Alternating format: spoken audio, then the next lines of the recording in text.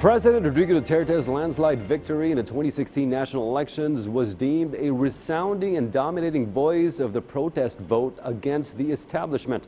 The 2019 midterm polls, on the other hand, is more a referendum on his leadership in the middle of his term. And the fallout, as widely presaged by the major pollster surveys, turned better than expected, indicating a crystal clear national consensus to prolong the president's reforms and legislative agendas. PTV correspondent Daniel Manalastas has more.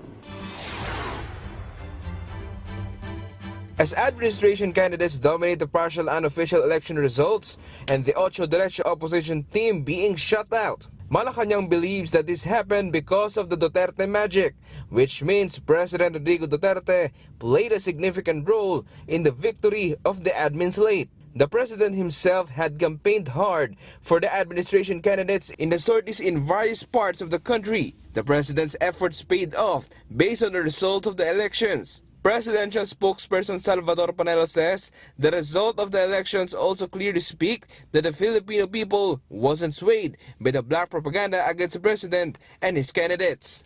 The victory of the administration's candidates and the shutout of the Ocho Derecho candidates sends a strong message that our people yearn for stability and continuity of the genuine reforms that this administration started. They yearn for a constructive and not obstructionist Senate.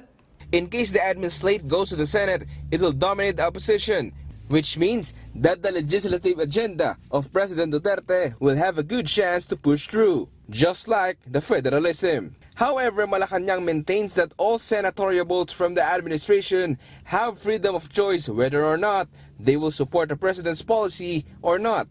The president won't take it against them if they oppose his policy. If you notice, during the campaign, he keeps on saying about Senator Angara that I like this man who keeps criticizing me, and yet he has reasons, valid reasons for that.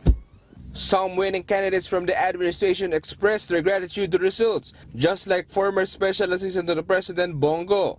Former Sapgo says that he will continue the reforms that the president has started. He also thanked his supporters and the president himself. Go calls for unity after the election.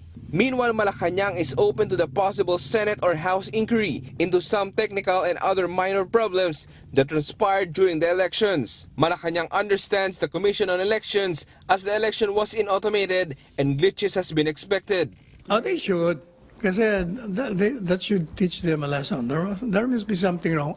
But although, I was listening to some experts saying that, alam mo, yung makina, kung 3 years mong hindi ginagamit, most likely magkakaroon ng diferensya yan. Pwede nga.